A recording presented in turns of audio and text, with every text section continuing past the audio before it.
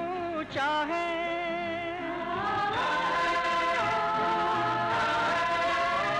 और दूर बहुत है तारे, फिरते हुए सैकड़ों सूरज, ब्रह्मांड के ये बंजारे।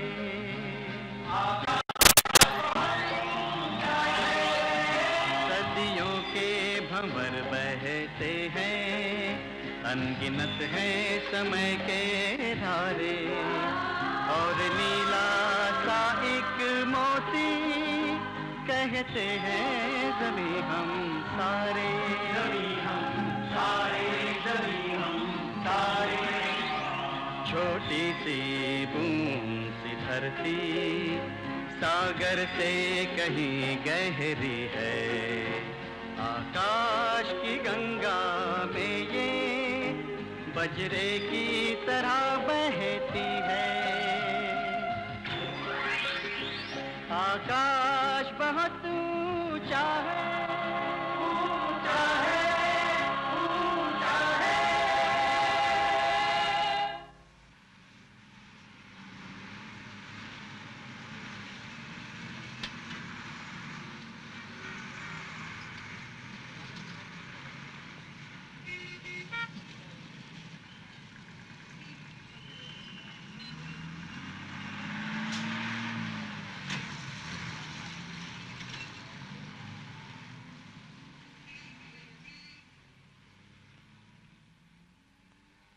आशा, देखो देखो, यहाँ से कितना अच्छा दिख रहा है।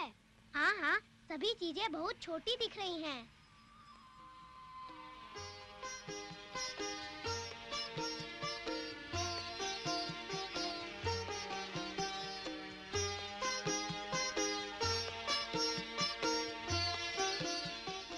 अंतु और आशा बेटी, आ गए तुम छत पर से होकर? हाँ मामा जी। हाँ, अच्छा तो बताओ बेटे, तुम्हें छत पर से नजारा कैसा लगा? मामा जी, बहुत शानदार नजारा था। समुद्र किनारे लंबी सड़क और उसके ऊपर मोटर कारें दौड़ती बिल्कुल खिलौने की तरह दिख रहा था। मामा जी, हम और थोड़ा ऊपर देखने को जाए तो कैसा लगेगा? कारें बिल्कुल चींटी की तरह दिखाई देंगी। और अधिक ऊंचाई से बेटे हमें कुछ भी दिखाई नहीं देता। एक मिनट, मैं तुम्हें एक फोटो दिखाता हूँ। हाँ, ये है वो किताब। ये देखो, जैसे जैसे हम ऊंचाई पर जा रहे हैं वैसे वैसे चीजें हमें छोटी छोटी दिखाई देती हैं। ये देखो मोटरें, ये देखो बिल्डिंग। ये है पृथ्वी का चित्र। हम अधिक ऊंचाई से देखेंगे ना बेटे तो पृथ्वी हमें इस तरह से दिखाई देगी। यहाँ तक कि बहुत ऊपर अगर हम अंतरिक्ष में पहुंचेंगे ना तो वहां से पृथ्वी हमें एक गोल गेंद की तरह दिखाई देगी, और बड़े बड़े समुद्र और जंगल नीले हरे सफेद धब्बे जैसे दिखाई देंगे। पर मामा जी, ये दृश्य तो काफी ऊपर का होगा, इसे हम कैसे देख सकेंगे? इसके लिए हमें इतनी ऊंचाई पर जाने की कोई जरूरत नहीं बेटे। हम वो दृश्य यहीं से देख सकते हैं। वो कैसे मामा जी? वो हम उपग्रह द्वारा देख सकते हैं बेटे। उपग्रह? हाँ हाँ मामा जी, मैंने एक कॉमिक में पढ़ा था उपग्रह के कारनामे। उसमें एक जासूस भी होता है। कॉमिक्स में देखा था ना, वैसे ही उपग्रह। पर मामा जी, ये उपग्रह सचमुच में होता कैसा है? वो बेटे इस तरह का होता है। ये देखो, ये देखो, ये भी देखो। पर मामा जी, इस उपग्रह को हम ऊपर कैसे भेजते हैं? रॉकेट के द्वारा उपग्रह को अंतरिक्ष में भेजा जाता है। रॉकेट जो हम दिवाली में भेजते हैं वो? पर ये बहुत बड़ा होता है, जो टनों के वजन के उपग्रह को अंतरिक्ष में ले जाता है। ये रॉकेट जो अंतरिक्ष में छोड़ा जाता है वो 3 या 4 हिस्सों में बना होता है। एक निश्चित ऊंचाई पर पहुंचकर एक हिस्से का ईंधन खत्म हो जाता है, तब दूसरे हिस्से का ईंधन जल उठता है और खत्म हुआ पहला हिस्सा नीचे गिर जाता है। इसी तरह दूसरे के बाद तीसरा और तीसरे के बाद चौथा हिस्सा खत्म हो जाता है। अंत में आखिरी हिस्सा अंतरिक्ष में पहुंच जाता है। अंतरिक्ष में पृथ्वी का गुरुत्वाकर्षण शून्य हो जाता है, इसलिए उपग्रह धरती पर वापस नहीं गिरता बल्कि वहीं स्थिर हो जाता है। और कुछ रॉकेट ऐसे एंगल पर भेजे जाते हैं जिसके कारण उपग्रह अंतरिक्ष में पहुंचते ही उसे एक गति मिल जाती है, जिसके कारण वो शून्य में घूमने लगता है। इसमें लगे लेंस पृथ्वी के चित्रों को इलेक्ट्रोमैग्नेटिक वेव्स यानी कि विद्युत चुंबकीय तरंगों द्वारा धरती पर प्रसारित करने लगते हैं। हम इन तरंगों को अपने यंत्रों पर खींचकर देखते हैं। और अब देखो, यहाँ बैठे बैठे हमें पृथ्वी का चित्र दिखाई दे रहा है। मामा जी, हमने कॉमिक पढ़ा था, उसमें लिखा था कि उपग्रह जासूसी भी करता है। मामा जी, उसमें एक जासूस भी रहता था। बेटे, कॉमिक से काल्पनिक चीज है और उपग्रह से हमें बहुत से फायदे हो सकते हैं। वो हम तुम्हें वीडियो फिल्म में दिखाएंगे। Video film? हाँ, वीडियो फिल्म में दिखाएंगे। अब देखो उपग्रह किस तरह से जासूसी करता है।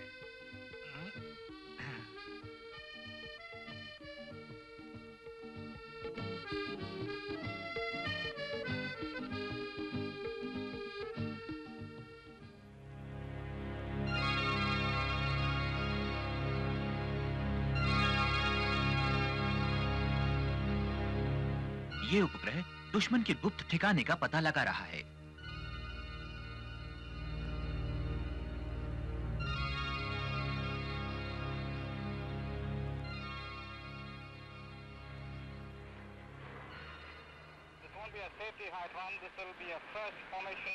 उपग्रह के द्वारा यह आर्मी ऑफिसर दुश्मन की सेना को देख रहा है और अपने लड़ाकू पायलट को दुश्मन की सही पहचान बता रहा है।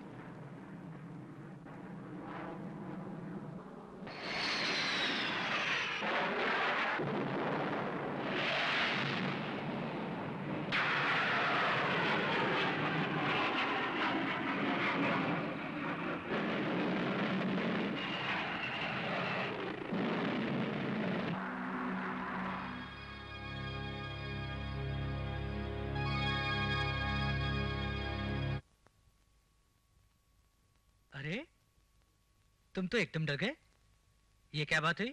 क्या सचमुच उपग्रह ऐसे काम करता है? ये तो बहुत जासूसी करता है मामा जी। बात सिर्फ जासूसी की नहीं है, सबसे ज्यादा खतरनाक तो है अंतरिक्ष से पृथ्वी पर मार। उपग्रह से विनाशक हथियार पृथ्वी पर फेंके जा सकते हैं।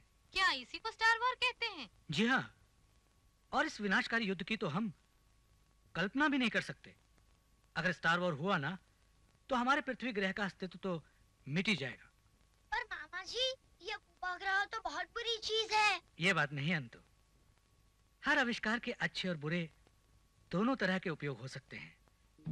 हम अणु शक्ति को ही देखें तो उसका उपयोग एटम बम बनाकर सर्वनाश करना ही नहीं है, उसका उपयोग कैंसर जैसी भयानक बीमारियों के उपचार में भी हो रहा है। इसी तरह उपग्रह के भी बहुत फायदे हैं। मम्मी, आज तो हमें कुछ खास चीज खिलाने वाली थी। जरूर जरूर, मैं समझ गई, तुम्हारे पेट में चूहे दौड़ रहे हैं। चूहे?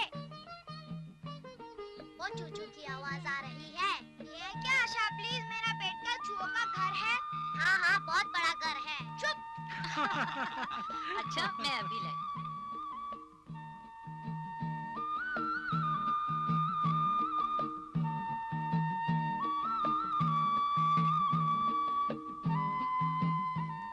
वाह मामी, कमाल है तुम्हारा तो, रसगुल्ले और हमें पता तक नहीं। यही तो सस्पेंस का मजा है। अगर पहले बता देती तो एक भी रसगुल्ला ना बचता। चुप। कौन? हाँ, देखता हूँ। हेलो, कौन? भानु? कहाँ से? लंदन से बोल रहे हो? हाँ भाई, यहाँ सब मजे में है। तुम कैसे हो? क्या? आशा से बात करोगे? आप जरा होल्ड कीजिए, मैं अभी बुलाता हूँ।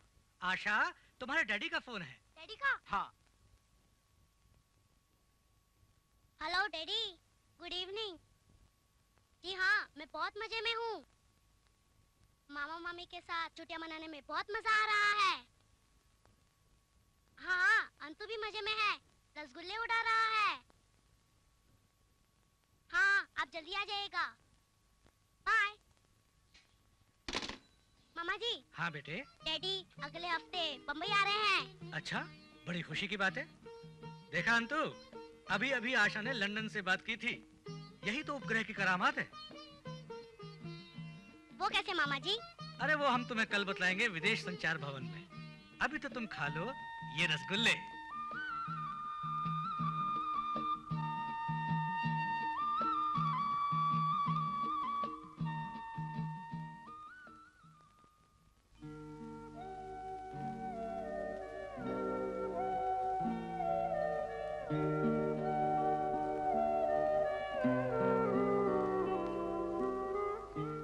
Hello Kumar ji. Hello, how are you? Oh fine fine, how are you? ये है आशा। हेलो आशा। और ये है अंतु। हेलो अंतु। नमस्ते। नमस्ते बेटा। इन्हें आपके विदेश संचार के बारे में कुछ बताइए। और जरूर जरूर। देखिए, ये विदेश संचार निगम का अंतर्राष्ट्रीय टेलीफोन एक्सचेंज है। यहाँ पे हम जो आप देश विदेश के लिए टेलीफोन कॉल्स करते हैं उनको स्विच करते हैं। और स्विचिंग का मतलब होता है जब कोई नंबर अपने घर से डायल करते हैं विदेश के लिए, तो आप हमको एक कंट्री कोड देते हैं। हर देश का एक कंट्री कोड होता है जिसे हमने सर्किट में बांटा हुआ है। तो हम उस देश का व उस शहर का कोड नंबर डायल करते हैं। ऐसा करते ही संचार उपग्रह जिससे हमारा सीधा संपर्क है, हमारा संकेत लेकर उस देश व उस शहर का संबंध हमसे जोड़ देता है। और लो, हम विदेश से बातें करने लगते हैं। उपग्रह के द्वारा मिनटों में दुनिया के किसी भी कोने से संपर्क किया जा सकता है और ये अधिक खर्चीला भी नहीं होता। मामा जी, हाँ। हमने देखा कि उपग्रह से टेलीफोन पे कैसे बात कर सकते हैं, हाँ। मगर उपग्रह के और कौन से उपयोग हो सकते हैं? बेटे, उपग्रह से हमें बहुत से फायदे हो सकते हैं, जैसे कि मौसम की जानकारी इससे हमें मिलती है। वो कैसे मामा जी? वो ऐसे बेटे कि उपग्रह दो तरह के होते हैं, एक सिंक्रोनस और दूसरा नॉन सिंक्रोनस। वो हम तुम्हें इस कैसेट में दिखाते हैं बेटे।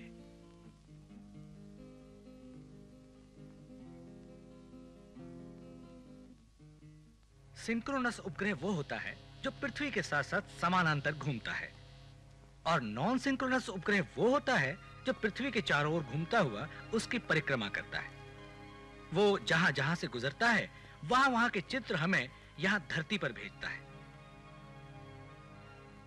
अब कल हम मौसम कार्यालय में जाकर देखेंगे कि उपग्रह से चित्र कैसे आते हैं। ये चित्र हमें सीधे उपग्रह से प्राप्त हो रहे हैं।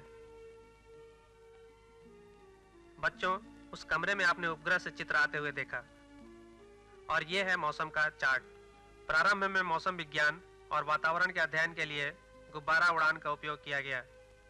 ये गुब्बारे भारतीय जलवायु के अनुकूल विशेष किस्म के पॉलीथीन से बनाए गए हैं और -30 डिग्री सेंटीग्रेड से लेकर 90 डिग्री सेंटीग्रेड के तापमान में सक्षमता से काम करते हैं।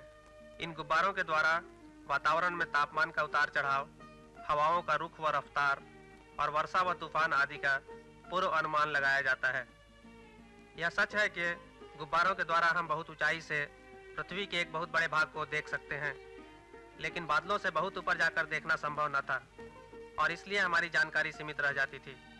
उपग्रह ने इस बाधा को दूर कर दिया और अब अंतरिक्ष से सारी पृथ्वी को एक साथ देखना संभव हो सका। इससे हम वातावरण का विश्लेषण करते हैं और उससे पता चलता है कि किस जगह में निम्न दबाव या उच्च दबाव का क्षेत्र है, और यहाँ पर हम अंदाजा करते हैं कि जहाँ निम्न दबाव का क्षेत्र है वहाँ डेटा कम है। यह बादलों के चित्र हैं। बादलों से यह मालूम पड़ता है कि यह निम्न दबाव का क्षेत्र है।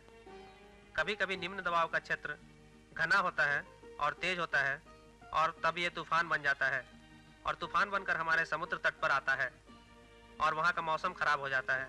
इस तरह हम पहले से बता देते हैं कि मौसम कहाँ कैसा होगा। दूरदर्शन व आकाशवाणी पर मौसम और जलवायु का हाल हम रोज देखते और सुनते हैं। ये चित्र भी आपको उपग्रह से ही मिलते हैं।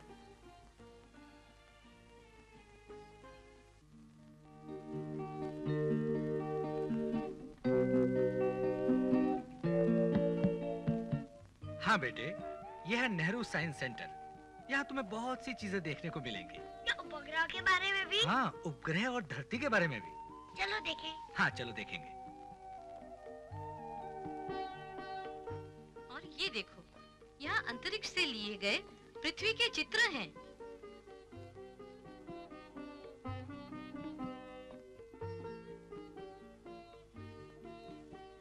बच्चों, यहाँ पर धरती अंतरिक्ष से सुबह से शाम तक कैसे दिखाई देती है, ये बताया गया है। ये फोटो तो उपग्रह से लिया है ना? हाँ। तो फिर हमें अपने उपग्रह के बारे में कुछ बताइए ना। हाँ, इसके लिए हम आपको एक फिल्म दिखाते हैं। चलो, हम ऑडिटोरियम चलते हैं।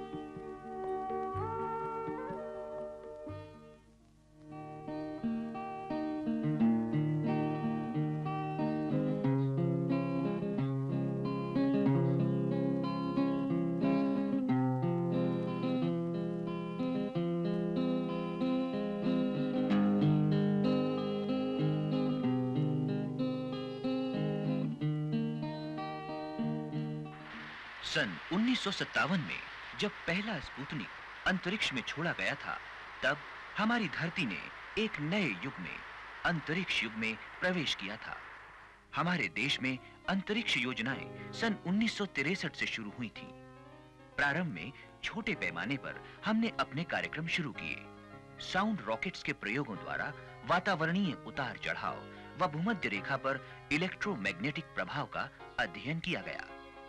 अंतरिक्ष से संबंधित अनेक प्रयोगों के लिए मैग्नेटिक इक्वेटर पर स्थित किसी स्थान का बड़ा महत्व होता है, और चूंकि थुम्बा मैग्नेटिक इक्वेटर पर स्थित है, इसलिए अंतरिक्ष संबंधी प्रारंभिक प्रयोगों के लिए यह स्थान उपयुक्त समझा गया।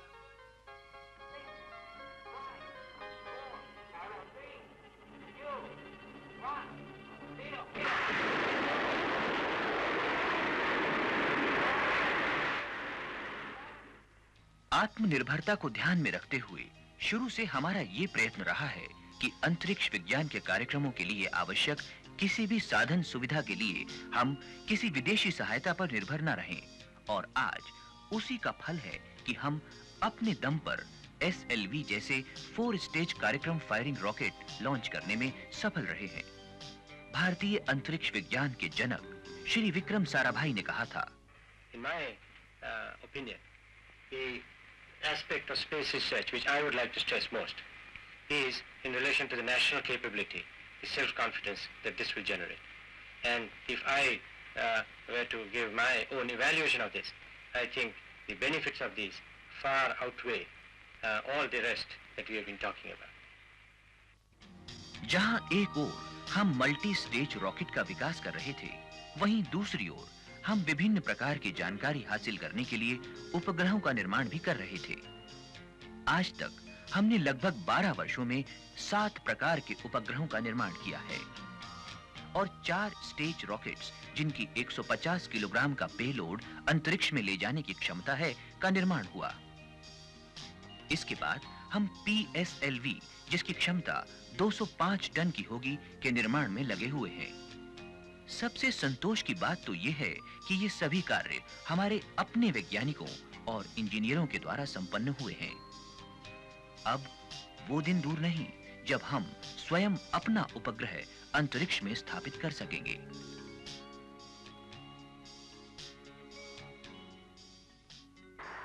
अंतरिक्ष कार्यक्रमों की उपलब्धियों को जनता तक शीघ्र से शीघ्र पहुंचाने के लिए रूस और अमेरिका जैसे मित्र देशों की सहायता से हम अपना उपग्रह इनसेट 1 अंतरिक्ष में स्थापित करने में सफल हुए।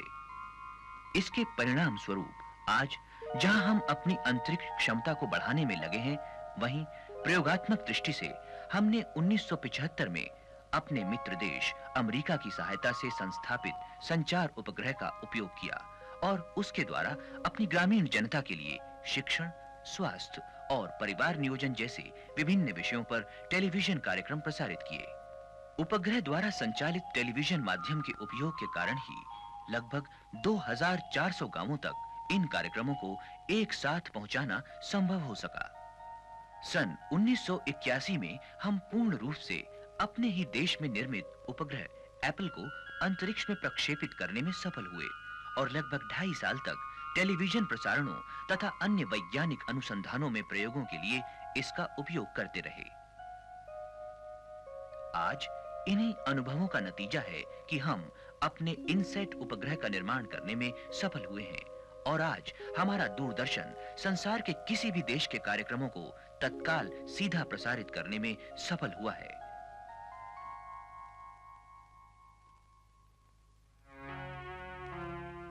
उपग्रह भास्कर हमारा प्रायोगिक मिशन था, जिसके द्वारा रिमोट सेंसिंग से देश का सर्वेक्षण किया गया।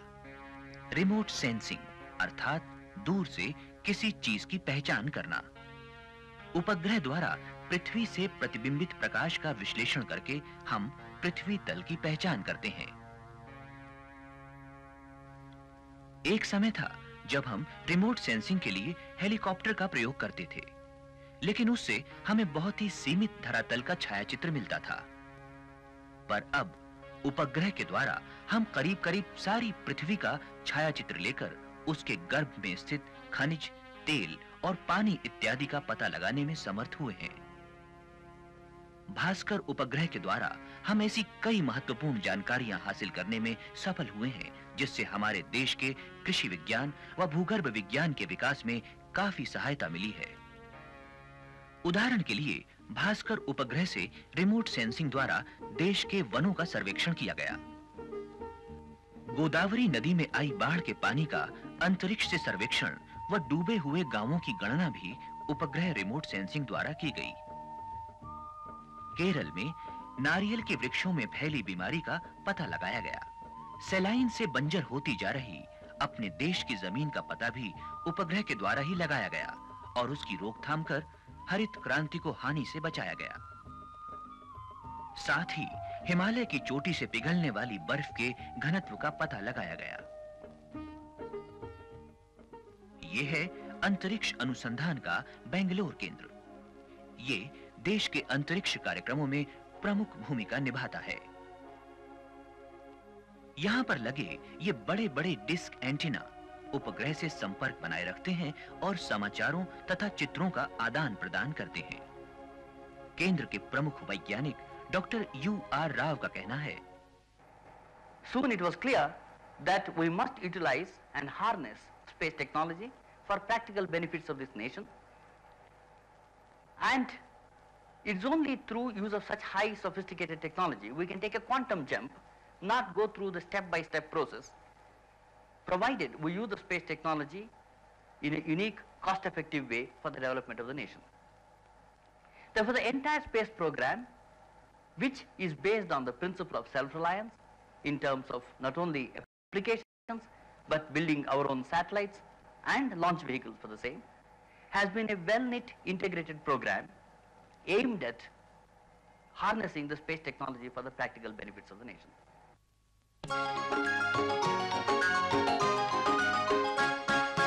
उपग्रह का है ये कमाल, देखे दुनिया भर का हाल, जंगल होवे या खदान, वर्षा होवे या तूफान, हवा की गति दिशा का ज्ञान, करे हर मौसम की पहचान। दूरी समय को देकर मात, कहीं भी करे किसी से बात, चाहे दिन हो चाहे रात, देखे सब कुछ सारी बात। उपग्रह का है ये कमाल, देखे दुनिया भर का हाल।